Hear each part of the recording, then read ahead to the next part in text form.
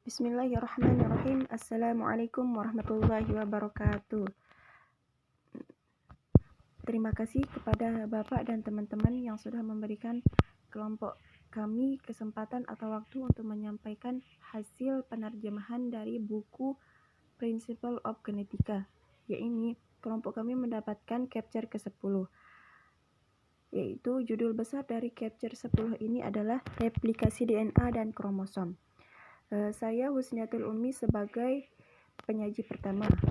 Langsung saja kita masuk ke materi pertamanya.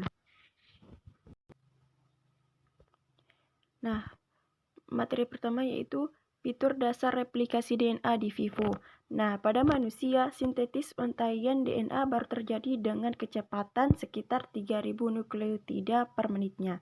Sedangkan pada bakteria sekitar 30.000 nukleotida ditambahkan ke rantai DNA yang baru lahir per menitnya. Jelas, mesin seluler yang bertanggung jawab atas replikasi DNA itu harus bekerja sangat cepat dan tepat. Akan tetapi, yang lebih pentingnya itu dia harus bekerja dengan sangat akurat.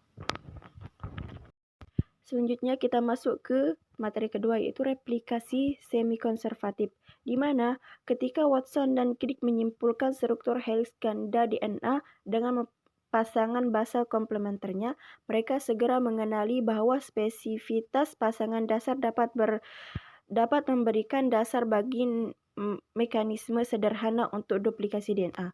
Oleh karena itu, 5 minggu setelah kemunculan makalah mereka tentang struktur heliks ganda DNA, selanjutnya Watson dan Crick menerbitkan sebuah makalah yang menjelaskan mekanisme di mana heliks ganda dapat bereplikasi. Mereka mengusulkan bahwa dua untaian komplementer dari heliks ganda terlepas dan terpisah, dan setiap untaian memadu sintesis untaian komplementer baru. Untaian basa di setiap untaian ini digunakan sebagai template, dan batasan pasangan basa dalam heliks ganda menentukan untaian basa di untaian yang baru disintesis. Selanjutnya kita masuk ke materi asal unik replikasi. Nah, John Kranz menetapkan keberadaan situs inisiasi atau asal replikasi pada kromosom melingkar sel E. coli, tetapi tidak memberikan petunjuk apakah asal adalah situs unik atau terjadi di lokasi yang berlokasi secara acak dalam populasi mereplikasikan kromosom. Dalam kromosom bakteri dan virus, biasanya ada satu asal unik per kromosomnya, dan asal tunggal ini mengontrol replikasi seluruh kromosom. Dalam kromosom besar eukariotik, banyak asal secara kolektif mengontrol replikasi molekul DNA, yaitu DNA raksasa yang ada di setiap kromosom. Selanjutnya kita masuk ke fakta dan konsep, di mana yang pertama itu setiap kromosom G1 mengandung DNA double helix yang tunggal, dan yang kedua replikasi DNA bersifat semi-konservatif. Yang ketiga, kromatid anak tetap melekat pada satu sentromer pada metafase mitosis. Yang keempat, duplikasi sentromer sebelum anafase. Pada saat itu setiap kromatid menjadi kromosom anak. Nah, yang kelima, kolsikin mengikat protein yang membentuk serat gelondeng yang bertanggung jawab untuk memisahkan kromosom anak ke kutub gelendonnya selama anafase dan memecah membentuk gelendon fungsional. Selanjutnya kita masuk ke visualisasi garpu replikasi dengan autoradiografi. Nah, John Cramp pada tahun 1963, dia yang pertama kali menentukan struktur kasar replikasi kromosom bakteri. Nah, pada penelitiannya ini, dia menggunakan autoradiografi. Cramp menumbuhkan sel E. coli dalam medium yang mengandung 3H-timin untuk berbagai periode waktu. Nah, Cramp ini melapisi sel dengan lembut agar tidak merusak kromosom. yaitu molekul DNA panjang molekul panjang DNA sensitif terhadap pemotongan. Dan dengan hati-hati, Creme mengumpulkan kromosom pada filter membran. Filter ini ditempelkan pada slide kaca, dilapisi dengan emulsi yang peka terhadap partikel, yaitu elektron berenergi rendah yang dipancarkan selama peluruhan timin, dan disimpan dalam tempat yang gelap selama jangka waktu tertentu untuk memungkinkan peluruhan radioaktif yang cukup. Langsung saja kita masuk ke replikasi DNA pada prokaryotik. Hasil studi replikasi DNA dengan autoradioaktif dan mikroskop elektron menunjukkan bahwa dua untaian keturunan yang disintesis pada setiap garpu yang mereplikasi diperpanjang ke arah keseluruhan yang sama pada tingkat makromolekul.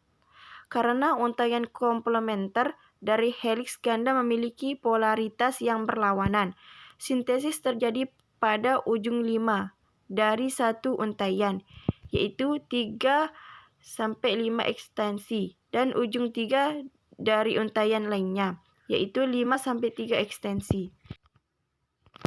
Selanjutnya kita masuk ke sintesis terus-menerus dari satu tren. Sintesis yang tidak berkelanjutan dari tren lainnya seperti yang telah dibahas sebelumnya.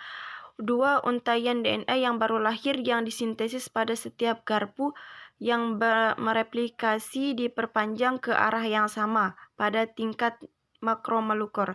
Karena untaian komplementer dari heliks ganda DNA memiliki polaritas kimia yang berlawanan. Satu untaian diperpanjang dalam arah keseluruhan 5-3 dan untaian lainnya diperpanjang dalam arah keseluruhan 3-5. Selanjutnya kita masuk ke penutupan kovalenik dalam DNA dengan ligas DNA. Jika untaian tertinggal DNA disintesis secara terputus-putus, seperti yang dijelaskan pada bagian sebelumnya, diperlukan mekanisme untuk menghubungkan program Okazaki bersama-sama untuk menghasilkan untaian DNA besar yang ada dalam kromosom dewasa. Sekian penyampaian materi dari saya.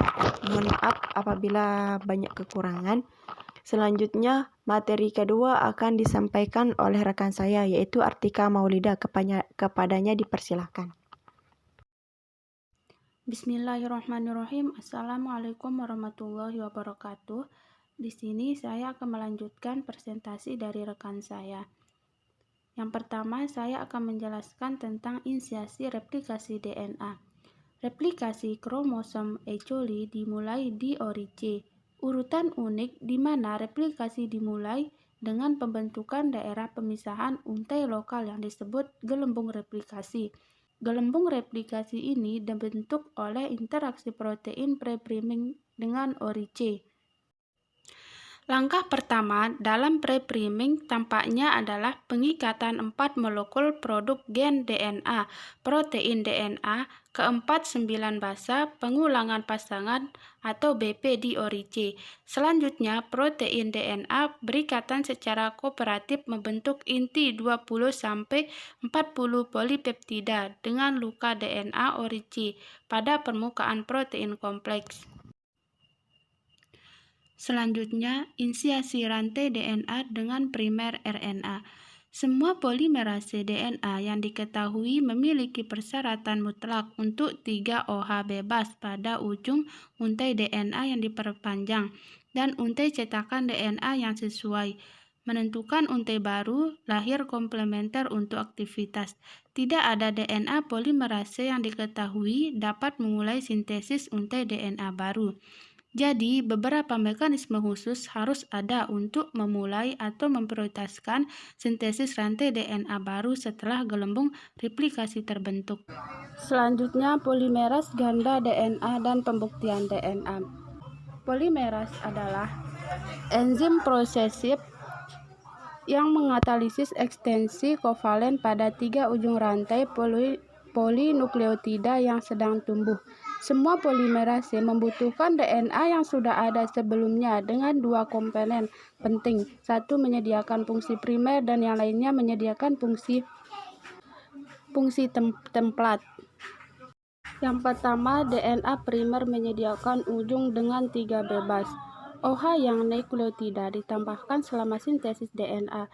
Tidak ada DNA polimerase yang dapat memulai sintesis rantai DNA de novo. Yang kedua, DNA cetakan menyediakan urutan nukleotida yang menentukan urutan komplementer dari rantai DNA yang sedang tumbuh.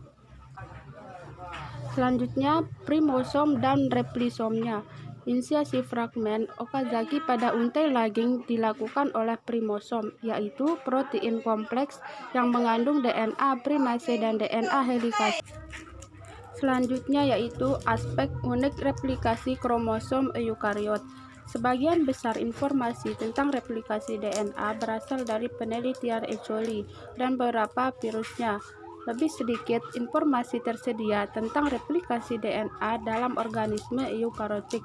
Namun, informasi yang cukup tersedia untuk menyimpulkan bahwa sebagian besar aspek replikasi DNA serupa pada proeukariota dan eukariota, termasuk manusia. Selanjutnya, 2 atau lebih banyak polimeras DNA pada garpu aplikasi R tunggal.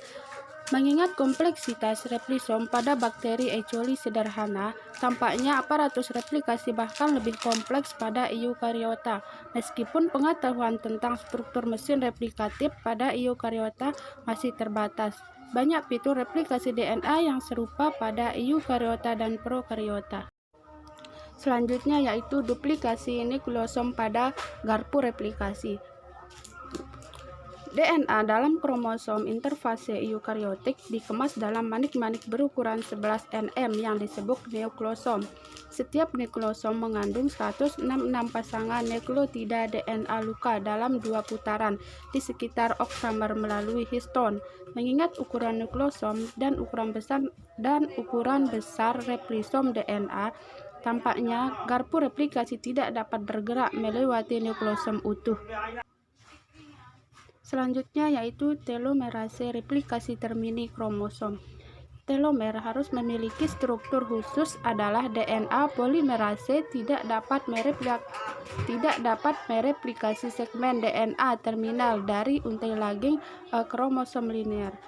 Pada akhir molekul DNA yang direplikasi secara terputus-putus, tidak akan ada untai DNA yang menghasilkan 3 OH primer bebas untuk polimerisasi deoksiribonukleotida setelah primer RNA dari fragmen Okazaki terminal telah dipotong.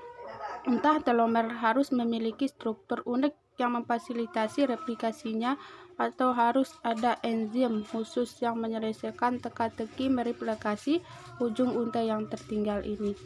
Sekian dari presentasi kami. Kalau ada kata-kata kami yang salah, mohon dimaafkan karena kita masih sama-sama belajar. Sekian dari kelompok 8. Assalamualaikum warahmatullahi wabarakatuh.